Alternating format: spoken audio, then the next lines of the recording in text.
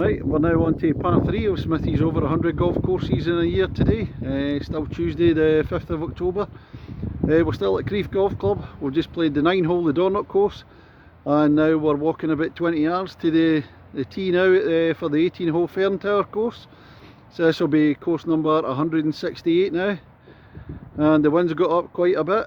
It's still not rained, hopefully. It wasn't forecast to rain, so hopefully that stays off, but oh, it's bloody windy. So let's go and see what it's got. Ladies and gentlemen, it's course number 168. It's Crieff Ferntower Golf Course. On the tee, the man when playing rugby against Crieff for Lindsay. It was Lindsay Rugby Club's fancy dress that night. So immediately in the dressing room all the boys get changed. So there was a brown box, a yellow hat, a big pair of clumpy boots, some flower pots and a big Ben written across the front. So Ben out of Bill and Ben the flower pot men.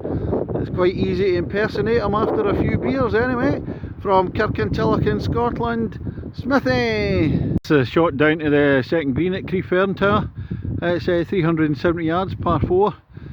Up over the brow and then back down the way. Looks very nice. Let's have a wee look about different bits of the course. But it's right into the teeth of the wind again. Tough. The tee shot at the third at Crieff, 389 yards, par 4. Hills in the background. Still straight into the wind. Another tough one. It's a shot at the green at the fourth. It's a par 323 yards. Guarded by the bunkers.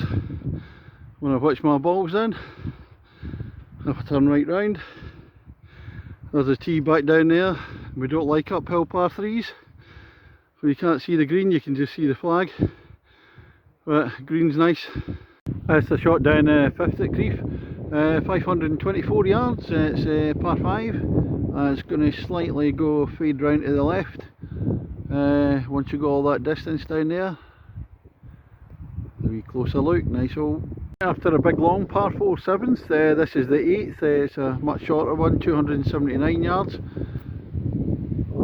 It's fairly straight, right up to that flag there. Check the condition of the fairway, it's absolutely gorgeous. It's the 11th at Crieff. It's 329 yards. And it's straight, and then it dog legs up the hill to the left, somewhere up that way. Looks like a steep hill we're going to have to climb. This is the 12th at Crieff. It's 460 yards, par 4. Stroke index 2, right into the teeth of a wind. It's just impossible today. But yeah, it's a lovely approach into the green. It's a par 4 14th here at Crieff. 320 odd yards, I think. Yeah, 324. There it is. Let's see the backdrop. And we can see the clearer skies because we're facing west. I should maybe have gone a bit further west to get some sunshine. No sunshine today, just a wee bit of cloud, touch wood, still no rain. And if we go round the course, it's going to see the course is set on the side of a hill. And if you look right down, there's about 6 holes all running adjacent to each other.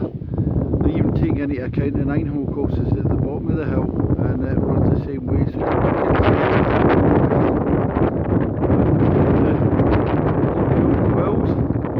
Now we're looking towards the east, and that's the sort of weather I was escaping from today.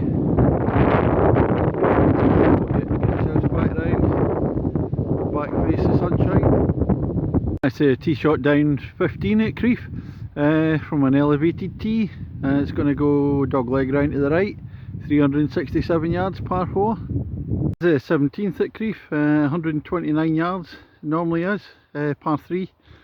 I think the pin's right at the front of the green, which I think it would be a much nicer hole further back, but you're just basically punching it down the hill, I think. He shot at 18 at Crieff, 270 yards, so a shorty. That's the shop right ahead, and the clubhouse is going to be hidden behind the trees round to the right there.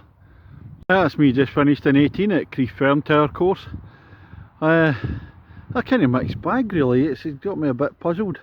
I was expecting a heathland type course, loads of pine trees, kind of highland feel to it, but it's actually more parkland, a wee bit of woodland at the top, more sort of modern American feel to it. So for that, it kind of lacks a wee bit of character for me there. The other thing is the holes are on the side of a hill, and quite a lot of holes are adjacent to each other, and what it does is it takes you along the bottom bit for 4 or 5 and then back along at the next level, and then you do the same with the back 9. It takes you along and back again, so you get this kind of zigzag feeling. It's probably accentuated a wee bit more with playing the 9-hole course, which is kind of similar layout, just more at the bottom of the hill.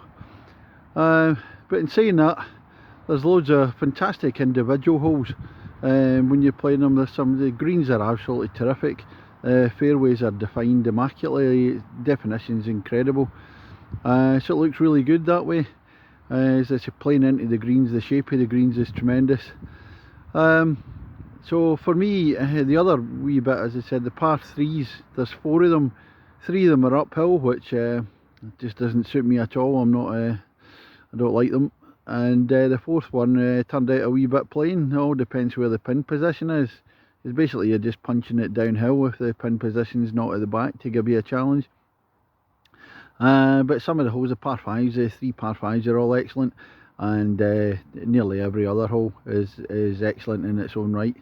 So it's kind of enjoyable that way. It's just basically the layout I wasn't that happy with, but that's just a personal preference. So for me it's going to be a 7.75. So that's the end of today. 36 holes today. Thank you.